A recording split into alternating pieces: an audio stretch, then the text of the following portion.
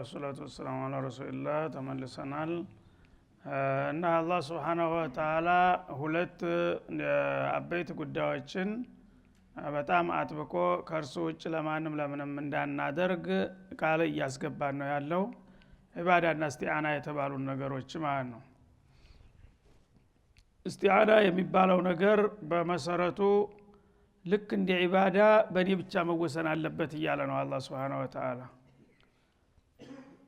እና አንድ ነገር ለዲንም ሆነ ለዱንያ ለግልም ሆነ ለወል የምትሰሩት ነገር እርዳታ ካስፈልጋችሁ የመጀመሪያው እርዳታ ተጠያቂ መሆን ያለብኝ እኔ ነኝ እያለ ነው።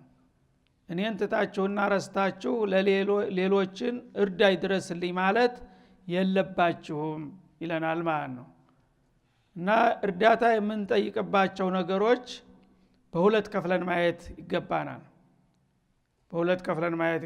ማለት ነው። አንደኛ በተፈጥሮ ይዘታቸው ራሱ አላህ እንጂ ማንም ሊያደርገው የማይችል ነገር ከሆነ እርዳታ የምንጠይቅበት ነገር ይሄ በቀጥታ ከሱ በስተቀር ማንም መነሳትም መታሰብም የለበትም።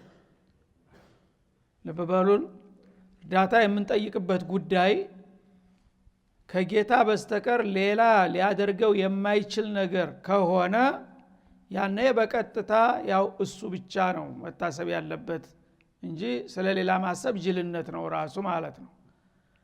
አንዳንዶች ፍጡር በአቅማቸው ሊተባበሩ ሊረዱ የሚችሉ መለስተኛ ጉዳዮች አሉ። እነዛ ከሆነ እነዛም ላይ ቢሆን ወደ ፍጡር ከመሄድ በስተፊት እሱን ብትጠይቅ ነው የሚመረጠው ማለት ነው። ግን ፍጡሮችን እንደ ሰበብ ብትጠቀምባቸው ትችላለህ ራሳቸው ሊያደርጉ የሚችሉ እስከሆነ ድረስ ማለት ነው። እነዚህን ሁለት ነገሮች ለይተን ማወቅ አለብን። ብዙ ሰዎች የሚሳሳቱት ሁለቱን ነገሮች ለይቶ ባለማወቃቸው ነው።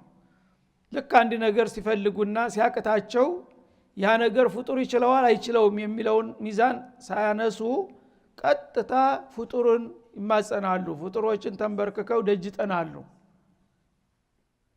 በዚህ ነው ብዙ ጊዜ ሽርክ የሚመጣው ማለት ነው። ስለዚህ ምሳሌ እንግዲህ አንድ ሰው መፍጠር የሚችለው ማን ነው? ልጅ የሌለው ሰው ልጅ ሊወልድ ይፈልጋል። ልጅ ሊወልድ ከፈለገ መጀመሪያ ልጅ ስጠኝ ማለት ማን ነው ያለበት? ጌታን ወይስ ዶክተሩን? አላህ ረብል ዓለሚን ነው መፍጠር የሚችለው ማለት ነው። ስለዚህ ልጅ ስጠኝ ብለህ ጌታን ተሁሉ በፊት የት ሀገር የት ዶክተር ለሄድ ተማለት በፊት ጌታ ስጠኝ ብለህ ጠይቀው፣ በሱ እስቲዓና አድርግ። ከዛ በኋላ ደግሞ ፍጡሮች እንደ ሰበብ አላህ ሰበብ አድርጓቸዋልና ባለሙያዎች አሉ፣ መድኃኒቶች አሉ። ያ አላህ ለበሽታው ለችግሮች ሁሉ መድኃኒቶች ፈጥሬያለሁኝ ተዳው ዒባደላህ ይላል ማለት ነው። እና እነ الذي انزل الدواء ሰበብ ናቸው፣ ችግር የለውም። ግን ዋናውን አትርሳ። እሱን ያዝና ከዛ በኋላ አንተ አሳካልኝ፣ መድኃኒቱም የሚያድነው አንተ ስትል ነው ታልክ በኋላ አስባቦቹን ደግሞ ብትጨምርና ብትጠቀም ምንም ችግር የለም። ግን እነዛ አስባቦቹ ያደርጋሉ ብለህ መመካት የለብህም እነሱ ላይ። አላህ ካለ ነው የሚያደርጉት ማለት ነው። ስለዚህ ያን እንግዲህ የሚፈጠር ልጅ እንዲወለድ ከፈለክ ከጌታ ደይጥና መጀመሪያ ማለት ነው። ጠንቋው ሟርተኛው ምኑ አትባዝን። ጌታ ነው መخلቅ የሚችለው፣ እሱን ጠይቀው ማለት ነው። ሌላው ለምሳሌ ከባድ የሆነ በሽታ ያመዋል አንድ ሰው። በሽታ ሲያም እንደሚታወቀው መድኃኒት ፍለጋ ባለሙያ ማማከር ያለ ጉዳይ ነው። ግን መጀመሪያ ወደ ፍጡሮች አይደለም መሄድ ያለብን። ይሄን በሽታ ያመጣው ማን ነው? እኔን የፈጠረኝ ማን ነው? አላህ ነው። ስለዚህ እሱ ታላ ያድነኛል ያ ረብ ብለን ጌታችንን መማጸን አለብን፣ አላህ ሽፋ እንዳመጣልን። ያን ጊዜ የታወቀውም ያልታወቀው ነገር መድኃኒት ሊሆን ይችላል ባለቤቱ ከፈቀደ ማለት ነው። እሱ አዲን ካላለው ግን የሚያድን የለም አይደለም። ዶክተሮች በየቀኑ እንደኛው እየሞቱ አይደለም? ፕሮፌሰሩ ለራሱ ለምን አይድንም ሰው የሚያድን ከሆነ? ስለዚህ ሰበብ ነው እንጂ ምንም ሊረዳ የሚችል ነገር የለም ማለት ነው። ሀብታም መሆን የሁሉ ሰው ምኞት ነው እንደምታውቁት። ግን ሀብታም መሆንን ከማን ነው መጠየቅ ያለብህ? ከረበል ዓለሚን። ስጠኝ ጨምርልኝ ብለህ ጠይቀው፣ እሱ ካለ ይሰጥሃል ማለት ነው። ግን ሀብታም እንዲሆን እያሉ ጠንቋይ ሟርተኛ ደጅ የሚጠኑት የሚያገለግሉ ስንቶች ናቸው? ሙስሊም ነን የተባሉት እንኳን ሳይቀሩ ማለት ነው። እሳቸው እኮ ዱንያን ይድራሉ ይባላል። ዶሪሆ ላ ሐውለ ወላ ቁወተ ኢላ እንዴት አድርጎ ፍጡር ለፍጡር ያከብረሃል? እሱ ይሄንን አቅም ካለ ሰው በዱንያ ላይ ገንዘብ በቃኝ የሚል ሰው እስካሁን አይተን ሰምተን አናውቅም። ሁል ጊዜ በጨመረ ቁጥር ለራሴ ነው የሚለው። የዚህ አይነት አቅም ካለው ቢላሂ ላንተ ይሰጣል፣ ለሱ አይጨምረውም? በላይን ቢመጣ ሌላ በላይን ቢሊዮን ቢመጣ ትሪሊዮንም ቢመጣ ጨምርበት ለኔ ነው የሚለው እንጂ የዚህ አይነት አቅም ያለው ሰው ለገሌ አይልም አስለን። ግን አንተን ለማታለል ወቄት ቡና ይዘህ እንድትዘይረው አንድ ጭብጥ ጫት ይዘህ እንድትመጣ የማይደረግ ጥረት የለም። አፍሸኛ ዱዓ እናደርግልሃለን እንባርክልሃለን ይባላል ማለት ነው። ለምን ለራሱ አይባርከውም የሚችለው ከሆነ? ይህን ሲሆን ዱዓ የለም ማለት አይደለም። ዱዓ ማድረግ ትችላለህ። ዱዓ ግን የተወሰኑ ሰዎች ጥሪት አይደለም። አንተ ዱዓ ማድረግ አይችልም እንዴ? ታንተ ለመሆኑስ የተሻለ ላንተ የሚያስማን ነው ያለው? ተልብህ ርር ብለህ ዱዓ ብታረግ አንተ ነህ ቅርቡ ላንተ። አመ ይጂቡል ሙጠረ ኢዛ ደዓህ እናትህ እንኳን ብኮን ያንተን ያህል አንተ ጉዳይ ተጨንቃ ዱዓ አታረግልህም ሌላው ሰው ይቅርና። ያ ግን አንተ ካቦርት የደረበው ሶራ የጠመጠመው እሳቸው ማሻአላህ ተነኩኝ በአንድ ጊዜ ተባረከ ቁጭላለሁ ትላለህ። እሳቸው ሀዲያውን እስከሚቀበሉ ድረስ እንጂ ዞርስ ላይ አስታውሱ። በጣም እንዳው ታዋቂ የሆኑት ሰው ስለሚበዛባቸው ጭራሽ ዘይራት ዘይረብን አብሽር አብሽር ይችቃል ብቻ ናት በቃ። ተዛዘርስ የለህም አንተ ያለህን ጥሪት ለሚስኪን ብትሰጣን ኑሮ ጌታ እስቲ ይራራልኛል ጦም ላደረው ብትል ኑሮ አላህ እንትን ይልህ ቅርብ ይሆን ነበር፣ ጌታ ይቀድም ነበር። ግን ሩጠህ ያ ሰው ነው የሚያከብረው ብለህ ቀልብህ እሱ ጋር ነው ያለው። ለምን ረብል ዓለሚን ነው ሊያከብር የሚችለው? ይሄም እስቲ ዛሬ ቁርስ ያልበላውን ምስኪን ላብላውና እንዲሳሞሌ አላህ እንደው ይባርክ ይበለኝ አትልም። ለምን? ሁል ጊዜ ሩጠን ወደ ፍጡር ነው የምንሄደው ማለት ነው። እንዲህ አይነት ወሳኝ ነገሮች ላይ በቀጥታ ከጌታ ጋር ነው መገናኘት ያለብን ማለት ነው። መለስተኛ ነገሮች ላይ እንግዲህ ገንዘብ ያጠረው ሰው አንድ ቃል ይገዛ ከፈለገ ጓደኛ እስቲ 100 ብር ጎሎኛል አንተ ብትል ሰበብ ነው ትችላለህ። እስቲዓና ነው፣ እርዳታም ሊሰጥህ ይችላል፣ ብድርም ሊሰጥህ ይችላል።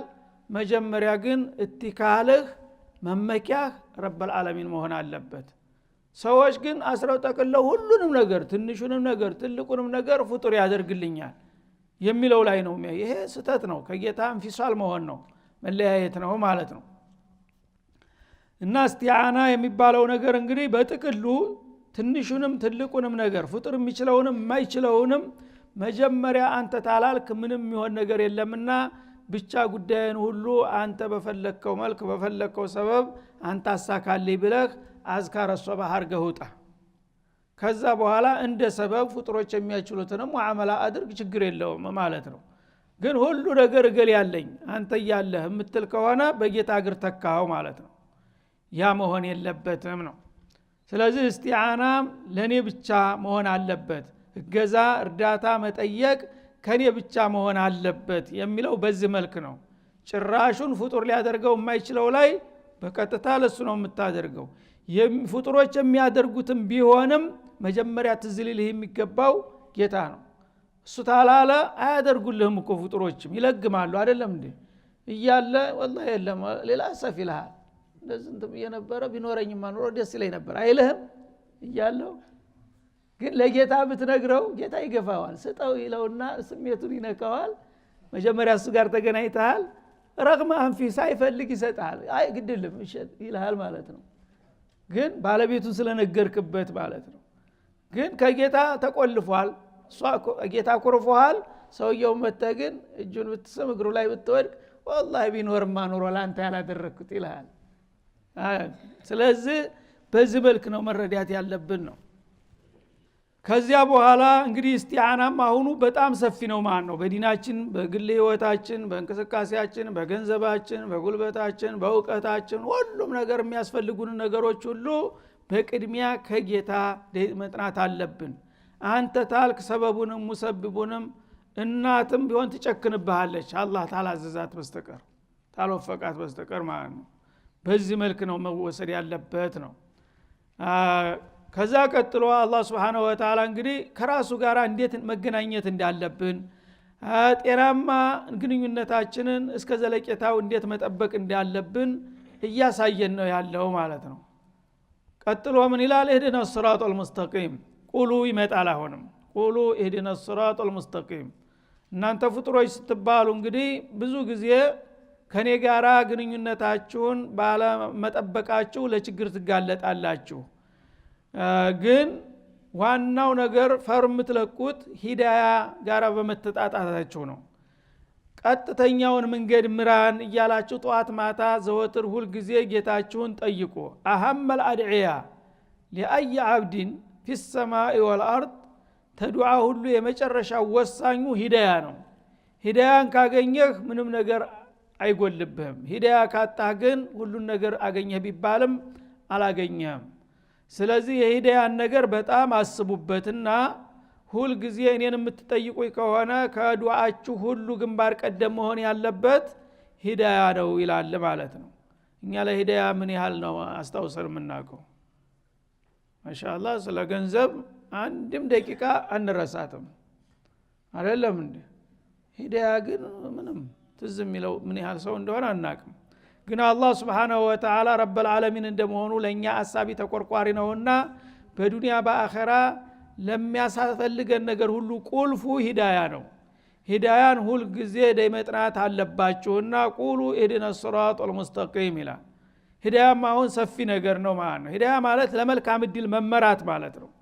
ለመልካም እድል መመራት በዱንያም ይገባል፣ በዲንም ይገባል፣ በሁሉም ነገር በጤንነት ይገባል፣ በህይወት ይገባል። መልካም እድል የሚባለው ነገር ስፍር ቁጥር የለውም ማለት ነው። ያ እድላችሁ ያማረና የሰመረ የተሳካ እንዲሆንላችሁ ከፈለጋችሁ ሁል ጊዜ ከኔ ደይመጥናት አለባችሁ። ቀጥተኛውን መንገድ ምራኝ በሉ ይላል። ቀጥተኛውን መንገድ የመራው ሰው በተሰማራበት ግንባር ቢሰማራ ይሳካለታል። ገሌኮ የተባረከ ነው ይባላል አይደለም እንዴ?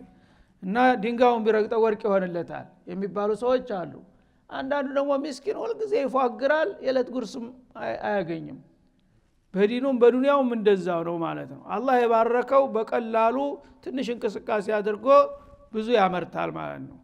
አላህ ሂዳያ ያልሰጠው ደግሞ ማዕሪፋውን ያልከፈተለት ከሆነ 10 ጊዜ ቢፈጋ ዋጋ የለውም። ስለዚህ ከአላህ ጋር ያላችሁ ግንኙነት ወሳኝነት አለውና ይህ እድል እንዲሰምርላችሁ ከፈለጋችሁ እህዲነ الصراطል ሙስተቂም ቀጥተኛውን መንገድ ምራን እያላችሁ መጠየቅ አለባችሁ። በዲን ያው ሲራጡል ሙስተቂም ማለት እስላም ነው እና አላህ እስላምን እንግዲህ በነብዩ በኩል ልኳል። እነ ዲነ እንደላህ الاسلام እንዳለው እስላምን በሚገባ ተረድቼ በስራ ላይ እንዳውለው ወፍቀኝ ማለት ነው። ወይም በነብዩ አምኛለሁ ይብያለሁ አለይሂ ሰላቱ ወሰለም በነብዩ እንደማመኔ የሳቸው ፍጹም ተከታይና የጌታዬ አገልጋይ አድርገኝ ማለት ይሆናል ማለት ነው። ስለዚህ በቁርአን አምኛለሁኝ ጥያለሁኝ ቁርአን እንዲደግፈኝና እንደ ጠበቃ እንዲሆነኝ እንጂ እንዲከሰኝ እንዳታደርገኝ በቀጥተኛው መንገድ ተመርጬ ቁርአን ተሚመሰክርላቸው እንጂ ከሚመሰክርባቸው እንዳታደርገኝ ማለት ይሆናል ማለት ነው። ወደ ዱንያም ስንመጣ እንደዛው ነው ማለት ነው። ለኑሮ የሚያስፈልገኝ ነገር ሁሉ የተሳካ አንተ በወደድከው በፈቀድከው በሐላሉ መስክ አሰማርተ ለጥሩ ውጤት አብቃኝ ማለትን ያካትታል ማለት ነው። በዚህ መልክ እንግዲህ ጌታን ከተማጸነውና ከጠየቅነው ሂዳያ አላህ Subhanahu Wa Ta'ala እኛም ፍጹም ሆነን እሱንም እንገዛለት ከሆነ እሱ ደግሞ ሁሉ ጊዜ በተሰማራንበት አቅጣጫ ጉዟችንን ያማረና የሰመረ መጥፎ እንዳያጋጥመን የሚጠብቀንና የሚወፍቀን ከሆነ ምን ጎደለ? ከዚህ በኋላ የሚፈለግ ነገር አለ? ስለዚህ ሂዳያ አትርሷት። ላፍታ እንኳን ቢሆን ሁሉ ጊዜ እህዲነ الصراطል ሙስተቂም። ስለዚህ በሁሉም ስግደታችሁ እንግዲህ 17 ረካ አለ በቀን ምን ሰግደው በፈርድ ደረጃ ማንም ሰው ሊተወው የማይችል ደካማውም ብርቱም 17 ጊዜ እህዲነ الصراطል ሙስተቂም ይያል ጌታን እንድንማጸን ያዘናል ማለት ነው። እና ቀጥተኛው መንገድ እንግዲህ ወደ ግራ ወደ ቀኝ የማያጋድልና የማይጠማዘዝ የሆነ ሰጥ ያለውን አስፋልት መንገድ ማለት ነው። እንግዲህ አስፋልት መንገድ የሚባለው እንቅፋት አባጣ ጎባጣ የሌለው የዱንያ መንገድ ያው የታወቀ ነው።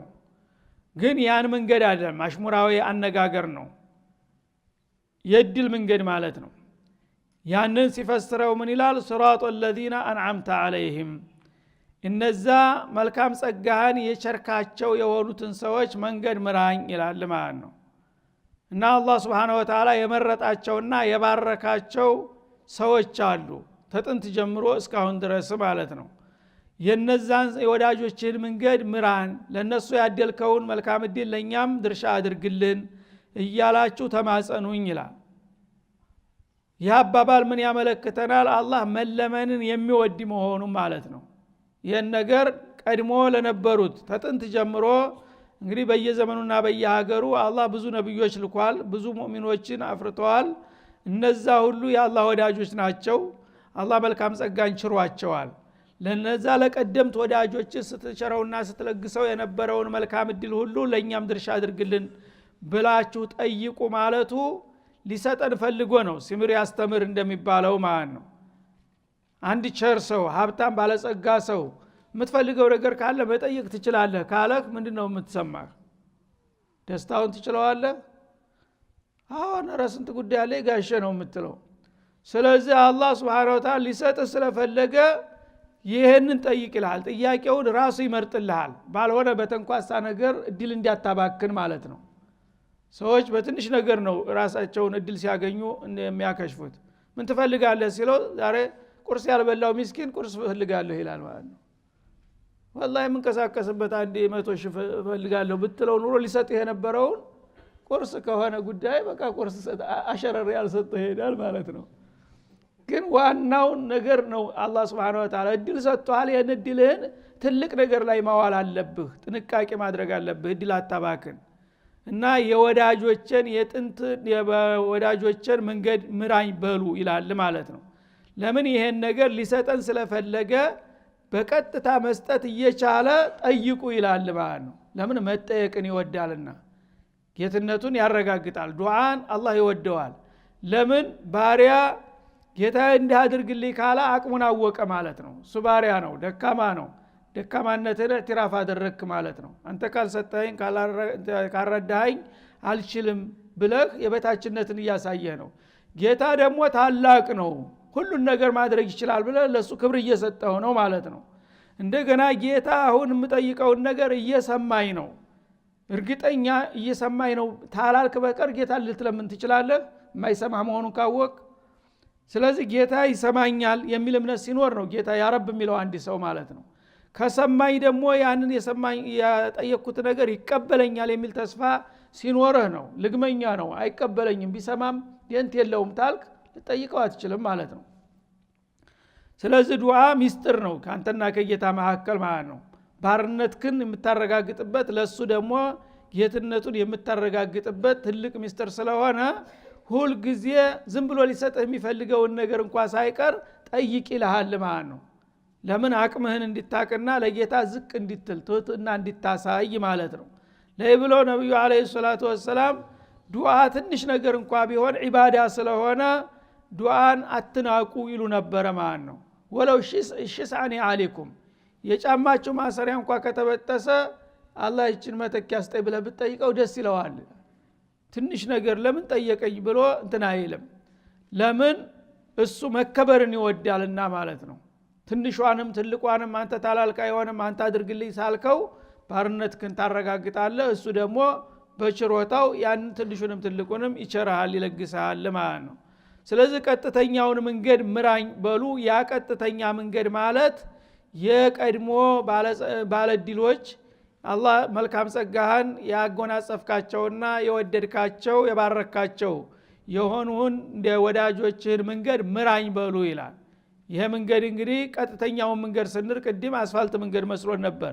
የእግር ላይ ያፈር መንገድ እንዳልሆነ ጠቆመን ማለት ነው። ለምን በእግር ላይ በአፈር መንገድ የነገሌ መንገድ የሚባል ነገር የለም። ነገሌ ብቻ የሚሄዱበት መንገድ የሚባል አለ?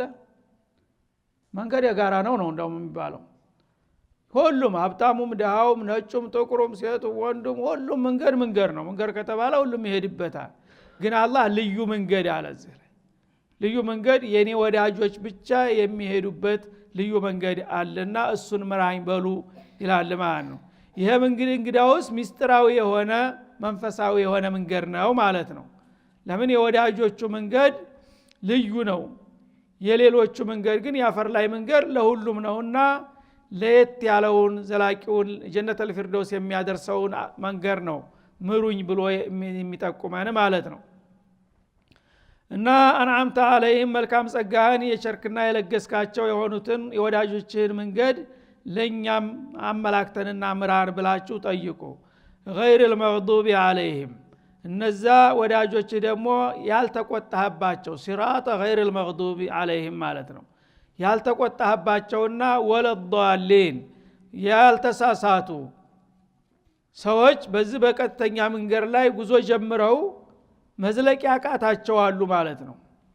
አንዳንዶቹ አላህ ያሳዛቸውን መስፈር ይዘው መቀጠል ሲገባቸው አላህን የሚያስቆጣ ነገር ሰርተው ከዛ ከመስመር የተባረሩ አሉ። ጀንብ የተባለ ማለት ነው። ሙሩር መጥቶ ያስወጣል አይደል? አንዳንድ ጊዜ ተመሳሩ ውጣ ይላል። ለምን ሙኻለፋ ስታረጋይቷል ማለት ነው። ሙኻለፋ ያደርግና ያስፈንጥሮ ያወጣዋል ማለት ነው። ሙሳአላ መግዱብ አለይህ ሆኗል ማለት ነው። ወለዷሊን አንዳንዶቹ ደግሞ የተሳሳቱ አሉ ማለት ነው። አንተ በቀኝ በኩል በህር ሲገባ በግራ የምትሄድ ከሆነ ችግር ነው ማለት ነው። ስርዓቱን የሚያስከብረው ኃይል ምን ማድረግህ ነው ይልሃል። ተዛ አልፎ በአክስ ከመጣስ በመመለሻው መንገድ አንተ መሄድ ያካረክ ህዝቡ በሙሉ እየመጣ ነው፣ አንተ በዚህ ሄድ ያለው ታልክ ምን ይባላል? ይሄ መግዱብ አለይህ አደጋ ነው በአገር ላይ የምታመጣው ማለት ነው። ስለዚህ የዛ አይነት እንግዲህ ሰዎች አሉ፣ አንዳንዶቹ ጠማሞች ማለት ነው። ግራ ሲሏቸው ቀኝ የሚሄዱ አሉ። የነዛን መንገድ አታድርግብኝ በሉ ይላል አላህ Subhanahu Wa Ta'ala። እና እነዚህ ሁለት ቡድኖች እንደ ምሳሌ ነብዩ የጠቆሟቸው መግዱብ አለይሂም በሚለው ላይ ይሁዶች ናቸው ብለዋል ማለት ነው። ወለዷሊን የሚለው ላይ ነሷራዎች ናቸው ብለው ምሳሌ ሰጥተዋል። ይሄ ያው በሶሒህ ሐዲስ የመጣ ጉዳይ ነው ማለት ነው። ይህን ማለት ግን ከይሁዶችና ከነሷሮች የከፋ ሰው የለም ወይ በዚህ ምድር ላይ የሚል ጥያቄ ያስነሳል። ይሁዶችና ነሷራዊ በመሰረቱ ሃይማኖት አለን የሚሉ ፍጡሮች ናቸው። እነዚህ ሰዎች መግዱብ አለይሂምና ወለዷሊን ከተባሉ ሌላው ከነሱ የተሻለ ነው ብሎ ነው እነሱን እንደምሳሌ አድርጎ ያስጠነቀቀው ወይስ ምን ለማለት ተፈልጎ ነው? እነዚህ ሰዎች መስመር ገብተው ከመስመር በተለያየ ምክንያት የወጡ እያልን ነው እኮ ያለ ነው። ሌሎች መስመር አልገቡም። መጀመሪያ ሹዕያው መስመር ውስጥ አይደለም፣ መጁሲ መስመር ውስጥ አይደለም። መጀመሪያውንም ለምን ከሰማይ የወረደ ሃይማኖት አይደለም የሚከተለው ማለት ነው። ላም ነው የሚያመልከው አይደለም እንዴ? ፀሐይ ነው የሚሰግደው። እሱ ምኑን ተሂሳብ ታስገባዋለህ? እነዚህኞቹ ግን መጀመሪያ መስመር ውስጥ ገብተው ነበረ ማለት ነው። ይሁዶቹ በነብዩላህ ሙሳ ጊዜ ጀምረው ለብዙ ዘመናት ብዙ ነብያት ተልኮላቸው አላህ ቀጥተኛው የመዳኛው መንገድ ይሄ ነው ኢስላም ብሎ ነግሯቸው ያን ነገር ይዘው መቀጠል ሲገባቸው በተለያየ ምክንያት በራሳቸው ተመስመር አጋደሉና ጌታን አስቀየሙ ማለት ነው። غضب الله عليهم ولعنهم ይላል ማለት ነው።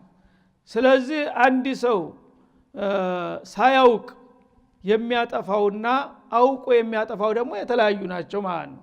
እነሱ ሂዳያን አውቀዋል፣ በዳኛውን መንገድ አቅጣጫውን ተነግሯቸዋል። ብዙ ጊዜም አንድ የቅድመ አባቶቻቸው ተጉዘውበታል። ያን ነገር ይዘው መዝለቅ ሲገባቸው እንደገና ያንን ቀኙን ትተው ግራውን ከመረጡ መግዱብ አለይሂም መሆን ያለባቸው ናቸው ማለት ነው። ስለዚህ ይሁዶች ብዙ ጊዜ ባለማወቅ አይደለም የሚያጠፉት፣ አዋቂ ናቸው። በዲንም ሆነ በዱንያ ይሁዳን በጀህል እትሃም አይደረጉም። ግን በመግዱብ አለይሂም በማለት ደግሞ የታወቁ ናቸው። ለምን? ያዋቂ አጥፊ ናቸውና እያወቁ ነው የሚያጠፉት። እኔ ልታስተምረኝ ነው የሚለው ይሁዳ በማንኛውም ነገር መረጃ ማሻአላህ ነው። ግን ያን ነገር አውቆት ያበቃ አክስ ነው የሚሄደው ማለት ነው። ኸይሩ ይሄ ነው ማለትን ካወቀ እሱ በዚህኛው ነው የሚሄደው። ይሄ ከሆነ ያዋቂ አጥፊ በመሆኑ መግዱብ አለይሂም ሆነ ማለት ነው። ሌሎቹም እንግዲህ ጭራሽ ሃይማኖት የሌላቸው ላዲኒ አሉ፣ ወይም ደግሞ እንደ ሹዒ ያሉ አሉ፣ ጌታ ጭራሽ የለም የሚሉ እነዛ መጀመሪያውንም ከመስመር ውጭ ናቸው፣ ሂሳብ ውስጥ አያስገቡም። ምክንያቱም መስመር ገባ አልገባ አጋደል ካላጋደል ከሚባለው መሳር ውስጥ ያለው ሰው ነው። መጀመሪያ አልገቡም ውድድሩ ውስጥ ማለት ነው። እነዚህ ግን ከገቡ በኋላ ማፈንገጣቸውም ደግሞ ሳያውቁ ቀርተው ሳይሆን አውቀው በመሆኑ ጌታ ተቀየማቸው ተቆጣባቸው የነሱን ጉዞ የነሱ መንገድ አታድርግብን በሉ ይሄንን መንገድ እኮ ትናንትና ሲጓዙበት የነበሩ ህዝቦች ነበሩ ከናንተ በፊት ግን በጥፋታቸው አላህ አባረራቸው ረገማቸውና እንደዛ አታድርገው የኛን ጉዞ ዘላቂ አድርገው ብላችሁ ጠይቁኝ ይላል ማለት ነው ወለዳሊን የሚለው ለነሷራዎች ነው ሲባል ነሷራዎች ብዙ ጊዜ በእውቀት እጥረት አላቸው በተለይ በሃይማኖት በዱንያ ባሁኑ ጊዜ እየቀደሙ ነው ዓለምን እየመሩ ነው ክርስቲያኖቹ ግን በዲን ላይ ያለው ግንዛቤያቸው የዘቀጠ ነው ማንንም ተራሰው እንኳን ሌላው የማይገባ ነገር ነው ክርስቲያን የሚያምነው በሁሉም ፊአዎች ተለያየ ቡድን አላቸው ሁሉም ቡድኖች እዚህ ግባ የሚባል ነገር አይደለም ማለት ነው በመሰረተ ሐሳቡ እንግዲህ ኪታብን አላህ አውርዶላቸው እንጂልን የሚያህል መመሪያ ሰጥቷቸው ከዛም በፊት ተውራት አላቸው ተውራት መመሪያቸው ነው የበኒ እስራኤል ኪታብ እስከሆነ ድረስ ማለት ነው እንደገና ይሄ ሁሉ ድል ተሰጥቷቸው ሲያበቃ ስለ ዲኑ ጥልቅ ያለ ግንዛቤ መጨበጥና ሐቅና ባጢሉን መለየት ሲገባቸው ብዙ ጊዜ በጀህል ላይ ሆነው ነው መጓዝ የሚመርጡት ማለት ነው ስለ ሃይማኖት ጥሩ ግንዛቤ እንዲኖራቸው አይፈልጉም ልግመኞች ሰነፎች ናቸው ግን ዝም ብለው ጌታንኛ እንወዳለን እናከብራለን እያሉ በደበ ነፍስ ሁሉ ጊዜ በኢባዳ ይጠመዳሉ ከህይወት ተገለው ባህታዊ ነን ይላል መናኝ ነኝ ይላል በከንቱ ዝም ብሎ ያለ መንገዱ ይደክማል ማለት ነው እነዚህ ወለዳሊን ያላዋቂ ጉዘኛዎች በመሆናቸው የተሳሳቱ ናቸው የነሱ ቢጤ የሆነው ሁሉ በዛው ስር ይካተታል ማለት ነው እና እነዛ ሙንዓም አለይሂም የተባሉት ግን ከነዚህ ውጭ ናቸው እነዚህ ሱረቱል ኒሳ ላይ አላህ ገልጿቸዋል ኡላኢከ መዐ الذين أنعم الله عليهم من النبيين والصديقين والشهداء والصالحين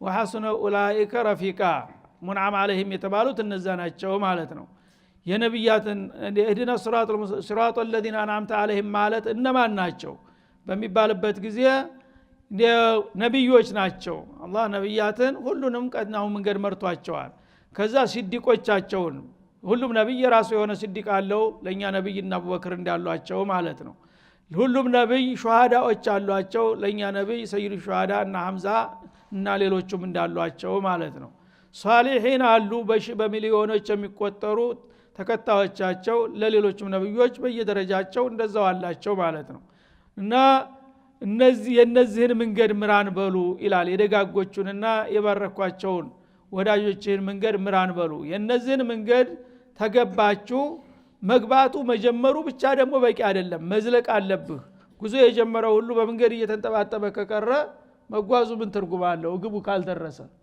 ስለዚህ ግቡ እንድትደርሱ አጥብቃችሁ መጀመሪያውንም ትክክለኛው መንገድ ምራን በሉ መስመር አስገባን በሉ ተገባችሁም በኋላ ደግሞ በተለያየ ምክንያት እያፈነገጣችሁ እንዳትወጡ እንደ መግዱቦቹ አታድርገን እንደ ዷሎችም አታድርገን እንደ ሙንዓም አለይሂም እንደሆኑት ባሮች አድርገን እያላችሁ መማጸን አለባችሁ በዚህ መልክ ሂዳያን ከለመናችሁ እኔ ሂዳያን እሰጣችኋለሁ ሂዳያን ካገኛችሁ ደግሞ እዳችሁ አለቀ ማለት ነው በዱንያም ህይወታችሁ የተሟላ የተስተካከለ ይሆናል ምንም የጊዜያዊ ጉድለት አንዳንድ ችግር ቢኖር ምንም ችግር የለውም ማለት ነው ሂዳያን ካጣ ግን አንድ ሰው ዓለምን ቢገዛ ዋጋ የለው ሂዳያ ከሌለ ምን ዋጋ አለው ነገ ያከትማል ሁሉም ነገር ይቀራል ማለት ነው ሂዳያ ያለው ሰው ግን ኢንዓሸ ወኢማት ቢኖርም ቢሞትም ሁሉ ጊዜ ከጌታው ጋር ያለው ግንኙነት ጤናማ ስለሆነ ሁሉ ጊዜ በጥሩ መስመር ላይ ያለ ነው ማለት ነው ስለዚህ ሂዳያን ካገኛችሁ አላህ ጋር ታረቃችሁ ተዋወቃችሁ